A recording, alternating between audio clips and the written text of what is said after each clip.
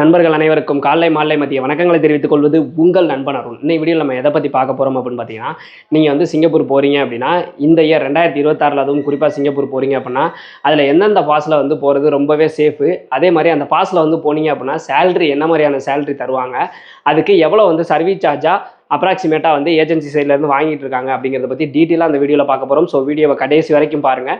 குறிப்பாக நீங்கள் சிங்கப்பூர் போகிறீங்க அப்படின்னா இந்த வீடியோ ரொம்பவே யூஸ்ஃபுல்லாக இருக்கும். கடைசி வரைக்கும் பாருங்கள். அதே மாதிரி 2026 பிப்ரவரி மாதத்தில் என்னென்ன ஜாப் வேகன்சிஸ் வரப்போகுது அப்படிங்கிறத ஆல்ரெடி நம்ம வீடியோவாக போட்டுட்டோம். அந்த வீடியோட லிங்கை வந்து கமெண்ட் செக்ஷன்லையும் கொடுக்குறேன், டிஸ்கிரிப்ஷன்லையும் கொடுக்குறேன். அந்த வீடியோவில் போய் நீங்கள் பார்த்தீங்க அப்படின்னா இந்த மாதத்தில் வந்துட்டு உங்கள் குவாலிஃபிகேஷனுக்கு ஏதாவது ஜாப் வேகன்சி வருதா அப்படிங்கிறத நீங்கள் தெரிஞ்சுக்கலாம். அப்படி தெரிஞ்சுக்கிட்டீங்க அப்படின்னா உங்களுக்கு ரொம்பவே யூஸ்ஃபுல்லாக இருக்கும்.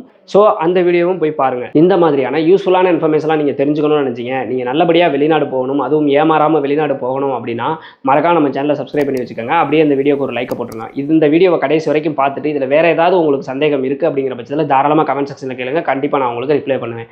ஓகேங்களா? இப்போதைக்கு பார்த்தீங்க அப்படின்னா ரொம்ப சேஃபான பாஸ், எந்த பிரச்சனையும் இல்லாமல் போகணும் அப்படின்னு நினச்சிங்கன்னா நீங்கள் போக வேண்டிய பாஸில் வந்து முதலிடத்தில் என்ன இருக்குது அப்படின்னு கேட்டிங்கன்னா எஸ்பாஸ் தான். எஸ்பாஸ் வந்து எந்த ப்ராப்ளமே கிடையாது.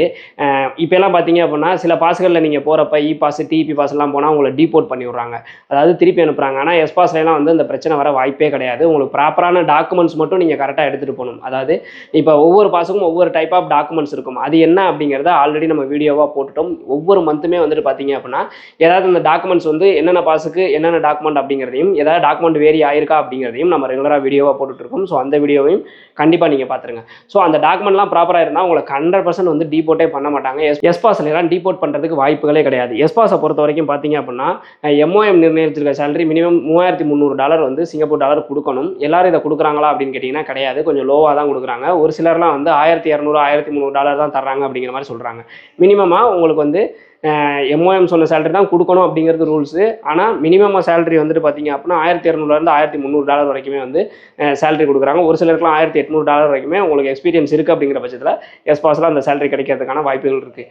நீங்கள் $1800 அப்போ சிங்கப்பூர் இந்திய ரூபாய் கணக்கு பண்ண பெரிய அமௌண்ட் வருது அப்படிங்கிற மாதிரி கால்குலேட் பண்ணாதீங்க. ஒரு சிலருக்கு வந்து அக்கமடேஷன்லாம் நீங்களே பார்த்துக்கணும் அப்படிங்கிற மாதிரி இருக்கும், ஃபுட்டும் நீங்களே பார்த்துக்கிற மாதிரி இருக்கும். ரூம் ரெண்டு எல்லாத்தையும் கழிச்சிங்க அப்படின்னா உங்களுக்கு ரொம்ப கம்மியான அமௌண்ட் தான் வந்து நீங்கள் இந்தியாவுக்கு அனுப்ப முடியும். அதனால நீங்கள் வந்து எந்த பாஸில் சிங்கப்பூர் போனாலுமே அக்கமடேஷன் வந்து கம்பெனி கொடுப்பாங்களா இல்லை உங்களோட சேலரியில் தான் வந்து நீங்கள் பார்த்துக்கணுமா அப்படிங்கிறத தெளிவுபடுத்திக்கிட்டு அதுக்கப்புறம் போனீங்க அப்படின்னா ஓரளவுக்கு நீங்கள் கட்டுற அமௌண்ட் போக லாபம் ஏதாவது ஒரு வருஷத்துலேயோ 2 வருஷத்துலேயோ சம்பாரிச்சிட்டு வர முடியும்.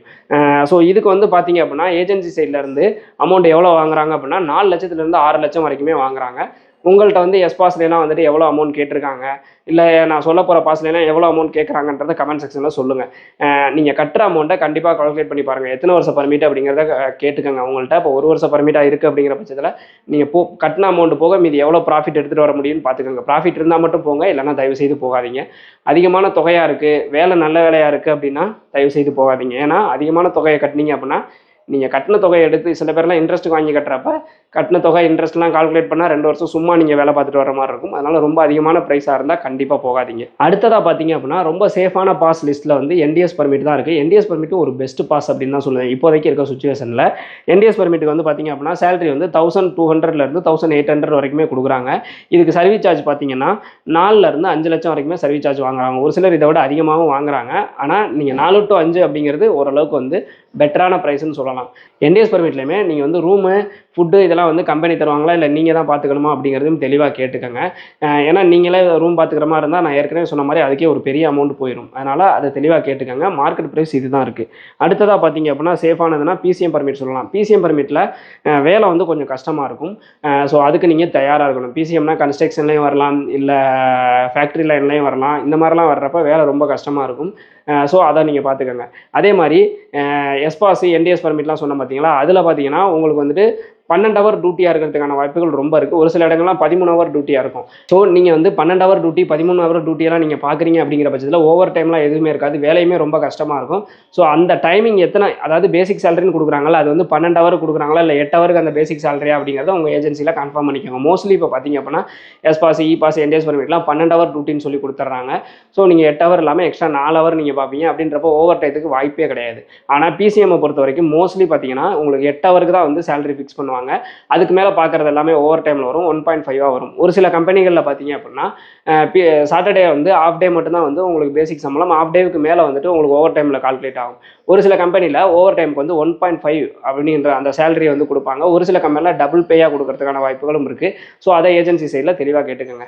பிசிஎம் பர்மிட்டு நீங்கள் வந்து பெருசாக ஒன்றும் நான் படிக்கலை, கஷ்டப்பட தயாராக இருக்கேன் அப்படின்னா நீங்கள் பிசிஎம் பர்மிட்டை சூஸ் பண்ணலாம். இதில் இருக்க பெரிய ப்ளஸ் என்ன அப்படின்னு கேட்டிங்கன்னா, நீங்கள் கட்ட வேண்டிய அமௌண்ட் ரொம்ப கம்மி தான். அதே மாதிரி சேலரியுமே கொஞ்சம் கம்மியாக தான் இருக்கும். இதுக்கு சேலரி பார்த்தீங்க அப்படின்னா டெய்லி பேசிக்கில் தான் மோஸ்ட்லி பிசிஎம் பர்மிட்டுக்கு சேலரி கொடுப்பாங்க.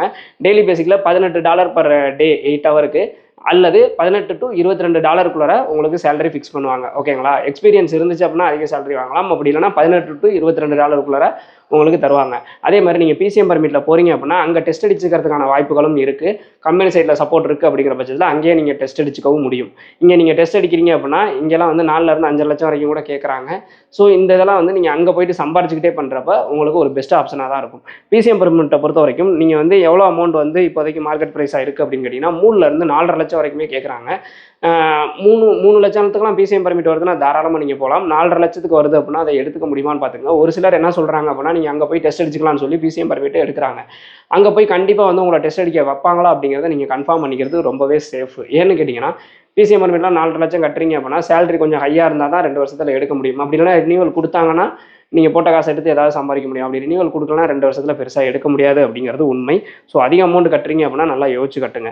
அடுத்தது பார்த்தீங்க அப்படின்னா சிபிஆர் பர்மிட். சிபிஆர் பர்மிட் பார்த்தீங்க அப்படின்னா வேலை ரொம்ப கஷ்டமாக இருக்கும். தயவுசெய்து படித்தவங்க சிபிஆர் பர்மிட்டில் போக வேணாம். படிக்காதவங்க ரொம்ப கம்மியாக படித்தவங்க வேணால் நீங்கள் மூவ் பண்ணி பாருங்கள். இதுக்கு சேலரி பார்த்தீங்க அப்படின்னா $18 $20 வரைக்கும் தருவாங்க. இதுக்கு கட்ட வேண்டிய அமௌண்ட் ரொம்பவே கம்மி. ஒரு சில பேர்லாம் வந்துட்டு என்கிட்ட பெரிய லெவலில் ஃபேமிலி சப்போர்ட் கிடையாது, ஆனால் நான் வெளிநாடு போகணும், நான் பெருசாக படிக்கலை, நான் கம்மியான அமௌண்ட் தான் கட்ட முடியும் அப்படிங்கிறவங்க இந்த சிபிஆர் பர்மிட்டை சூஸ் பண்ணலாம். இதுக்கு பார்த்தீங்க அப்படின்னா கட்ட வேண்டிய அமௌண்ட் 1,50,000 2.25 லட்சம் வரைக்கும் தான் வரும்.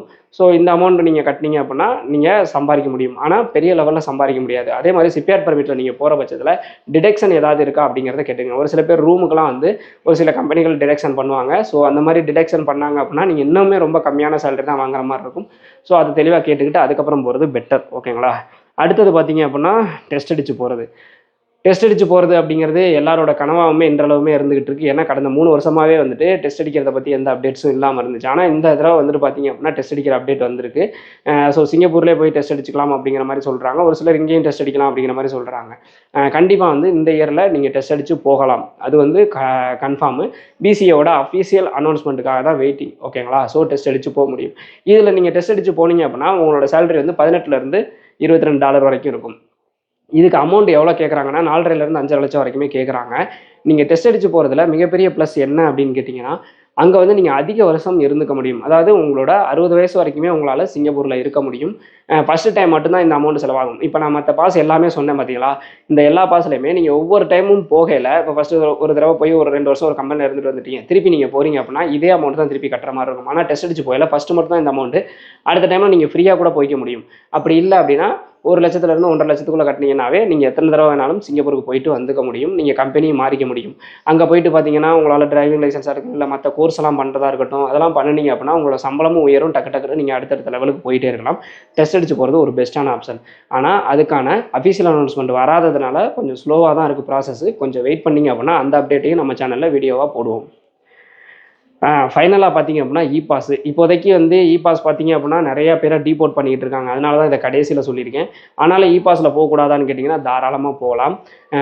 ஆனால் இதில் வந்து ரிஸ்க் இருக்குது. இபாஸில் போகிறதுல ரிஸ்க் இருக்குது. என்னன்னு கேட்டிங்கன்னா உங்களை திருப்பி அனுப்புறதுக்கான வாய்ப்புகள் ரொம்ப அதிகமாக இருக்குது. முக்கியமான ரீசன் திருப்பி அனுப்புறதுக்கு என்ன அப்படின்னு கேட்டிங்கன்னா சேலரி வந்து இபாஸில் ரொம்ப அதிகமாக போட்டிருக்காங்க, ஆனால் அதை உங்கள்கிட்ட கொடுக்கறது கிடையாது. அதே மாதிரி நோ குவாலிஃபிகேஷனுக்கே வந்துட்டு $10,000 $11,000 இபாஸில் சம்பளம் போடுறதுனால திருப்பி அனுப்பிடுறாங்க. ஒரு சில பேரை வந்து இங்கேயே இந்தியாவிலே திருப்பி அனுப்புகிறாங்க. ஒரு சில பேரை சிங்கப்பூர் போயிட்டு சிங்கப்பூர்லேருந்து திருப்பி அனுப்பிடுறாங்க.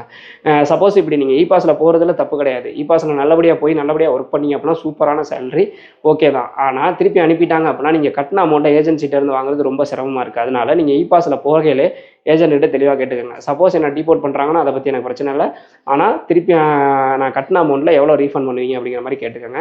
அப்ளிகேஷன் சார்ஜ் போக பேலன்ஸ் அமௌண்ட்டு, அந்த அவங்க சர்வீஸ் சார்ஜ் போக பேலன்ஸ் அமௌண்ட் ரொம்ப கம்மியாக இருந்துச்சு, அதை தான் தர்றாங்க அப்படின்னா தாராளமாக நீங்கள் அந்த பாஸில் போகலாம். அப்படி இல்லை அப்படின்னா அதிகமான அமௌண்ட் கட் பண்ணுறாங்க, 50% தான் தருவோம் அப்படின்லாம் சொன்னாங்கன்னா தயவுசெய்து அந்த பாஸை நீங்கள் செலக்ட் பண்ண வேண்டாம். இ பாஸை பொறுத்த வரைக்கும் சேலரி பார்த்தீங்க அப்படின்னா சிங்கப்பூர் ரூல்ஸ் படி $5600 தரணும். ஆனால் அந்த சேலரியை வந்து நிறைய கம்பெனிகள் கொடுக்கறது கிடையாது, ரொம்ப கம்மியாக கொடுக்குறாங்க. அதனால தான் இப்போ நிறைய பேர் டீபோர்ட்டும் பண்ணிக்கிட்டு இருக்கிறாங்க.